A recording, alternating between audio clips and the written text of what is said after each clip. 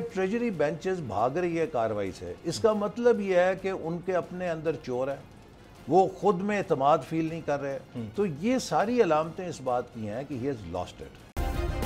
Subscribe करें और bell दबाएं ताकि कोई खबर रह न जाए। अच्छा, अब हुकूमत ने इजलास वाले दिन अपने अराकीन को इजलास में शिरकत ना करने का कहा है। Is that rightly so? I mean के कॉन्स्टिट्यूशन क्या कहता है इस वाले से? देखिए, सबसे पहली बात यह है कि जब हुकूमत ये कदम उठा रही है तो ये उसकी पिस्पाई है ना।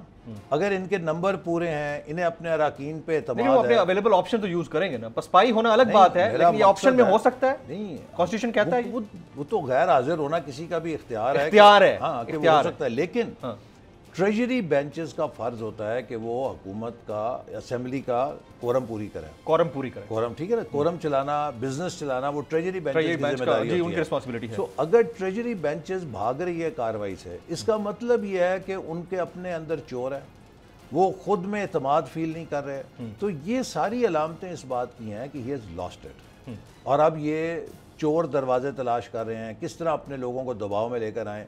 हकीकत यह है कि पीटीआई के अपने अंदर बगावत हो चुकी है। लोग समझते हैं कितने लोग आपके साथ हैं पीटीआई के? अब ये जब पता लग जाएगा, जब वक्त आएगा। इन नंबर्स तो बता देना, मैं ये नहीं पूछ रहा कि नाम बताएं, इन नंबर तो आपने पहले बताया था कि 25 लोग हमारे साथ। ये वो लोग हैं कि जिन्होंने इमरान खान साहब की पॉलिसी से इख्तलाफ किया है। ये वो लोग हैं कि जो इमरान खान साहब के रवैये को अब समझते हैं कि ये मुल्क के लिए ख़तरा बन चुका है। अगर वो अपना कोई फैसला करना चाहते हैं तो वो अपोजिशन को छोड़ के हुकूमत में तो नहीं आ रहे। इस वक्त तो सबको पता है कि अपोजिशन इमरान खान साहब की बंदूकों की उसमें रेंज में है। तो इसका मतलब ये है कि वो हुकूमत के साथ हुकूमत को छोड़ के अगर अपोजिशन जो कि सख्तियाँ झेल रही है, इसके साथ आ रहे हैं तो अपने ज़मीर के मुताबिक आ रहे हैं ना। कोई लालच में तो नहीं आ रहे। हमारे पास क्या है लालच देने के लिए? हमारे पास तो सख्तियाँ ही सख्तियाँ हैं। तो वो कहते हैं बाहर से पैसा आया है, बाहर से लोगों ने कहा है, तभी इंटरनेशनल एस्टैब्लिशमेंट का रोल है बड़ा। अगर बाहर से पैसा आया है तो इमरान खान साहब किसी एनजीओ के वजीर आजम तो नहीं है ना। प्राइम मिनिस्टर एक एटमी ताकत के वजीर आजम है, उनके नीचे एजेंसियां हैं, सिविल एजेंसियां भी हैं, फौजी एजेंसियां भी हैं।